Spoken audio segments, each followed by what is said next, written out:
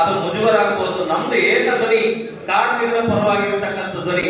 ಕಟ್ಟಡ ಕಾರ್ಮಿಕರ ಒಂದು ಶೈಕ್ಷಣಿಕ ಸಹಾಯಧನವನ್ನ ಇವತ್ತು ನಮಗೆ ಶೂನ್ಯಕ್ಕೆ ಇಳಿಸಿದರಲ್ಲ. ನಾವು ಯಾವ ರೀತಿ ಇಳಿಸಿ ಮಾಡಿ ಹಾಕ್ಬೇಕು? ನಾವು ಕರೆಕ್ಟ್ ಆಗಿ ಎಲ್ಲ ಕಾರ್ಮಿಕರು 5,000 ರೂಪಾಯಿ ಇರ್ತಕ್ಕಂಥ 1ನೇ ತರಗತಿಯಿಂದ 5ನೇ ತರಗತಿ ಇರೋದನ್ನ 1,900 ರೂಪಾಯಿ ಮಾಡಿದ್ರೆ ನಿಮಗೆ ಸರಿ ಅಲ್ರಿ? ಸರಿ ಐತಲ್ರಿ? ಯಾಕೆ ಬೀದಿಗೆಲ್ಲ ಓಡಾಡೋದು ನೀವು? ಅಪ್ಪ ಮನೆಯಿಂದ ಕೊಡ್ತಾರೆ ದುಡ್ಡು, ನಮ್ಮ ಮಂಡಳಿ ದುಡ್ಡು ಕೊಡ್ಬೇಕು. ನಾವು ಯಾರು ಕೇಳ್ತಿಲ್ಲ. ಮಾನ್ಯ ಲೋಕಸಭಾ ಸದಸ್ಯರಿದ್ದಾರೆ, ಅವ್ರ ಮುಂದೆ ನಾನು ಇಷ್ಟು ಬಹಳಷ್ಟು ಸಣ್ಣ ವಯಸ್ಸನ್ನ ಮೀರಿ ಮಾತಾಡ್ತೀನಿ ಅಂತ ತಿಳಿಬೇಡಿ. ಇವತ್ತು ನಮಗೆ ಆಗಿರ್ತಕ್ಕಂಥಲ್ಲೇ ಯಾರ ತರ ಕೊಡ್ಬೇಕು? ನಾವು ಹಲವು ಬಾರಿ ಹೋರಾಟ ಮಾಡಿದ್ರು ಸಹ ಇವಾಗ ಹಾಕಲ್ತಿಲ್ಲ. ಪಾಪ ಅಧಿಕಾರಿಗಳು ಏನ್ ಮಾಡ್ತಾರೆ? ಸರ್ಕಾರಕ್ಕೆ ಕಿವಿ ಇದೆ, ಮನಸ್ಸಿಲ್ಲ. ಕಾರ್ಮಿಕ ಮಂತ್ರಿ ಅವಿವೇಕಿ. ಯಾರಾದ್ರೂ ಅನ್ಯತೆ ಭಾಷೆ ಅಂತ ತಿಳ್ಕೊಂಡ್ರೆ ಬೇಜಾರಿರಲಿಲ್ಲ, ಇರ್ಲಿ. ಅವಿವೇಕಿ. ನಮ್ಮ ಬಗ್ಗೆ ಒಂದು 4 ಗಾಳಿ ಕಿಂಚುತ್ತಿಲ್ಲ. ಯಾವ ಬೇಡ ಲ್ಯಾಪ್ಟಾಪ್ ತಂದು ಕೊಡ್ತಾರೆ, 3 ದಿನ ಕಿತ್ತೋಗ್ತದೆ. ಫೋಟೋ ಹಾಕೋದು 65,000 ರೂಪಾಯಿ, ಅಲ್ಲಿ ಕಂಪ್ನಿಯಿಂದ ತರ್ಸೋದು 26,000 ರೂಪಾಯಿ. ಇಂತ ಅವಿವೇಕಿಗಳಿದ್ದಾರೆ ಮಂತ್ರಿಗಳು ನಮ್ಮ ಕರ್ನಾಟಕ ಸರ್ಕಾರದಲ್ಲಿ. ಅದಕ್ಕೆ ನಿಮ್ಗೆಲ್ಲನ್ನೂ ಯಾವ ರೀತಿಯಲ್ಲಿ ಮುಗಿಸ್ಬೇಕಾದ್ರೆ ಮುಗಿಸ್ತಾರೆ. ನೀವು ಒಗ್ಗಟ್ಟು ಆಗಲ್ಲ, ಒಗ್ಗಟ್ಟಾಗಿ ಮುಂದೆ ಬರಲಿಲ್ಲ ಅಂದ್ರೆ ಇನ್ನೂ ನಿಮ್ಮೆಲ್ಲ ಇರ್ತಕ್ಕಂಥ ಬೋರ್ಡ್ ದುಡ್ಡನ್ನ ಎಲ್ಲರೂ ಕೂಲಂಕುಷವಾಗಿ ಏನ್ ಬೇಕೋ ಮಾಡಿ ಅವ್ರು ಹಾಳು ಮಾಡಕ್ ನಿಂತುಬಿಟ್ಟಿದ್ದಾರೆ. ಇಂಥ ಮಂಡ ಸರ್ಕಾರ, ಬಂಡ ಸರ್ಕಾರ ನಿಜವಾಗ್ಲೂ ಬಹಳ ಬೇಜಾರಾಗುತ್ತೆ ನಮಗೆ. ಇರ್ತಕ್ಕಂಥ ನಮ್ಮ ಮಂಡಳಿ ದುಡ್ಡನ್ನ 2006ರಿಂದ 2017ರವರೆಗೆ ಚೆನ್ನಾಗಿತ್ತು. ಮಂಡಳಿಯಲ್ಲಿ ದುಡ್ಡು ಇತ್ತು, ಮಂಡಳಿ ಒಳ್ಳೆ ಕಾರ್ಯಕೆಲಸಗಳನ್ನ ಕಾಯ್ಕೊಳ್ತಿದ್ರು. ಈಗ 3 ವರ್ಷದಿಂದ ಅದು ಏನಾಗಿದೆ ಗೊತ್ತಿಲ್ಲ. ನಿಜವಾಗಲೂ ಪ್ರತಿ ಸರಿ ನಾವು ಮೆಮೊರಿಯಂ ಕೊಡ್ತಾನೆ ಇದೀವಿ.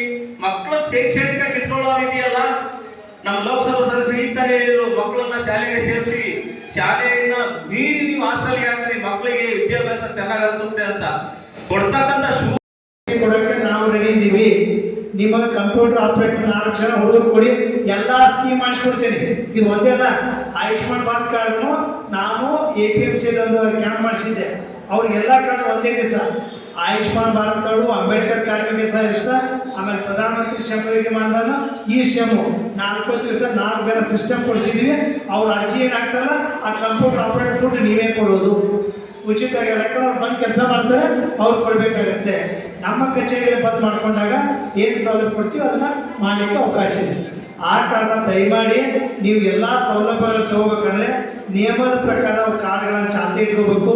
ಕೆಲವೊಂದು ಪರ್ಮನೆಂಟ್ ಆಗಿರ್ತಾವೆ, ಕೆಲವೊಂದು ರಿನಿವಲ್ ಇರ್ತಾವೆ. ರಿನಿವಲ್ ಇದ್ದಿದ್ದನ್ನ ಸರಿಯಾಗಿ ರಿನಿವಲ್ ಮಾಡ್ಕೊಳ್ಳಿ. ಹೌದಾ?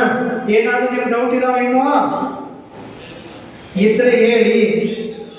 ಅಧ್ಯಕ್ಷರೇ, ನಾವು ಕುತ್ಕೊಂಡು ಇನ್ನೂ 10 ನಿಮಿಷ ಕುತ್ಕೋತೀನಿ. ಏನೋ ಕೇಳೋದಿದ್ರೆ ಕೇಳ್ತೀನಿ, ಮುಗಿದಿದೆ ಅಂದ್ರೆ ಹೊರಡ್ತೀನಿ. ಸರಿನಾ?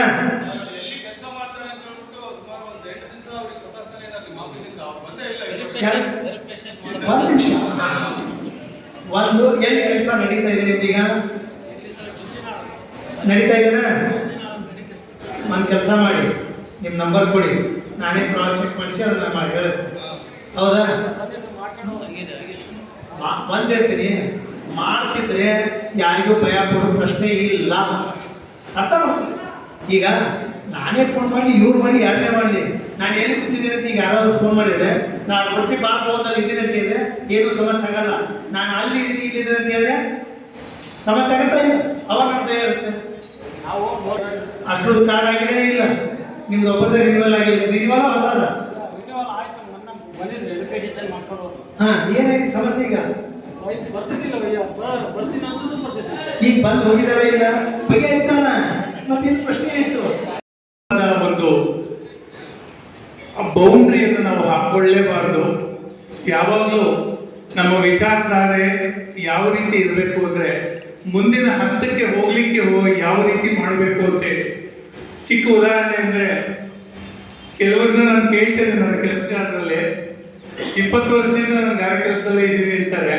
20 ವರ್ಷದಿಂದ ನಾನು ಅಸಿಸ್ಟೆಂಟ್ ಆಗಿ ಕೆಲಸ ಮಾಡ್ತಿದ್ದೀನಿ ಅಂತಾನೆ ಹೊರತು, ಈಗ ನಾನು ಗಾರೆಯವನಾಗಿದ್ದೀನಿ, ಮುಂದೆ ನಾನೊಬ್ಬ ಮೇಸ್ತ್ರಿ ಆಗ್ತಾ ಇದ್ದೀನಿ, ಅಥವಾ ಇನ್ನು 2 ವರ್ಷಕ್ಕೆ ನಾನೊಂದು ಗುರಿ ಇಟ್ಕೊಂಡು ಮುಂದೆ ಬರ್ತೀನಿ, ನಾನು ಕೂಡ ಒಬ್ಬ ಕಾಂಟ್ರಾಕ್ಟರ್ ಆಗ್ತೀನಿ ಅನ್ನೋ ಭಾವನೆಯನ್ನ ಬಹುಶಃ ಬಹಳಷ್ಟು ಜನಗಳಲ್ಲಿ ಇಲ್ಲ. ಈಗ ಇಂಥವೆಲ್ಲ ಬೆಳಿಬೇಕು ಅಂದ್ರೆ ಅವರಲ್ಲಿ ಬೆಳೆಯೋದಿಲ್ಲ ಇವೆಲ್ಲ.